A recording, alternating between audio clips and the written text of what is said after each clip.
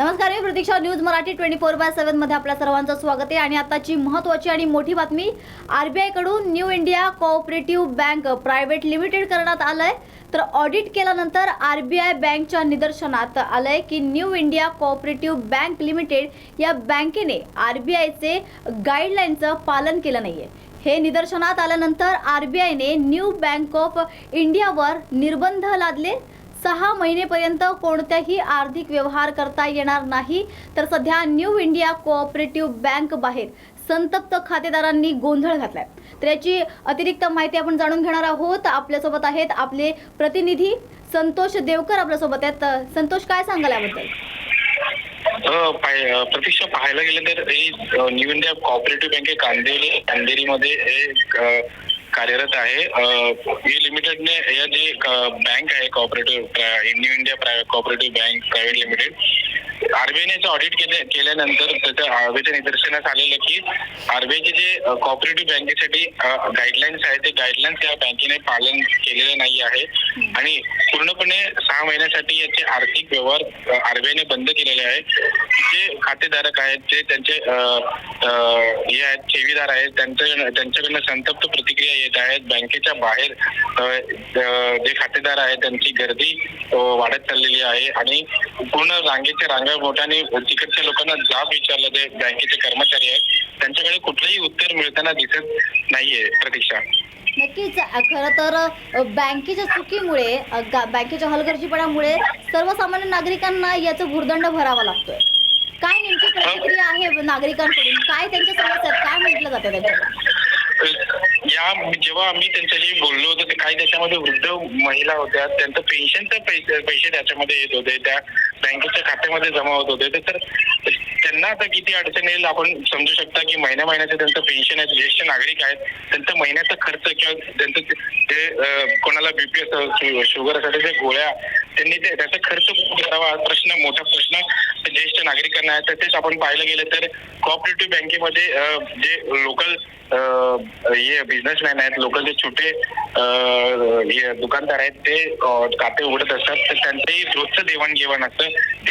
ते पण कुठे ना कुठे त्यांचंही अकाउंट सीज झाल्यामुळे त्यांचंही पूर्ण देवाणघेवाण ठप्प झालेलं पाहायला मिळत आहे. प्रतीक्षा, नक्कीच. आता सध्या बँकेचे काही कर्मचारी वगैरे आहेत, त्यांना देखील या प्रकारचे प्रश्न विचारले जातात.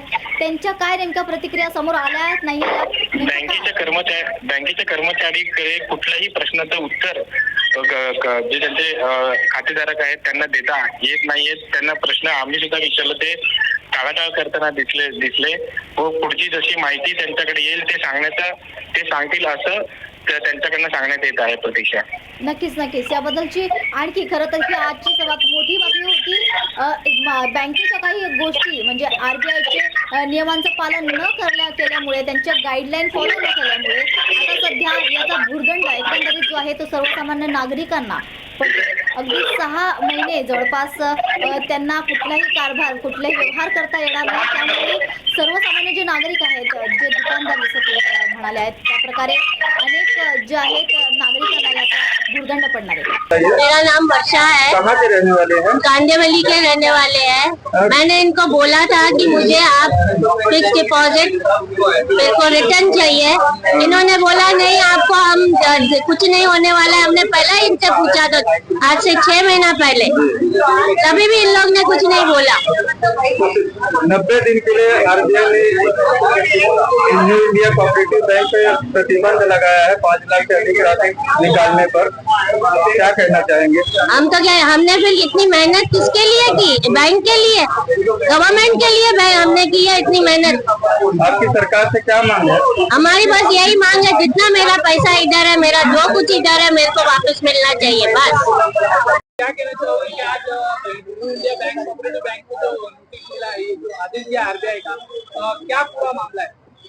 मामला तो वही है कि खाली पब्लिक को अभी जो दिक्कत आ रही है वो सब लोग को निभाना है। इतना बड़ी भीड़ लगी है, कोई बैंक तरफ से नोटिफिकेशन भी नहीं है, कोई मैसेज नहीं है, कोई अच्छा सा गाइडलाइन आरबीआई दे और पब्लिक का जितना भी कष्ट कम हुए उतना वो लोग ट्राई करेगा तो अच्छा है हमारे लिए।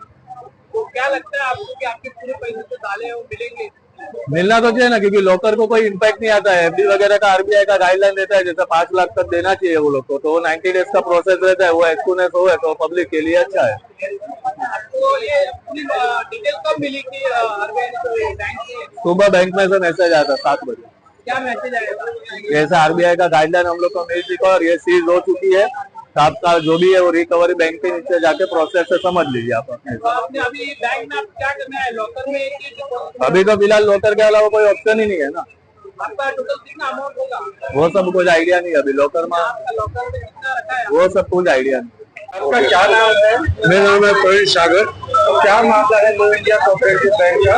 न्यू इंडिया सेविंग भी अकाउंट है और मेरा लोकल भी है।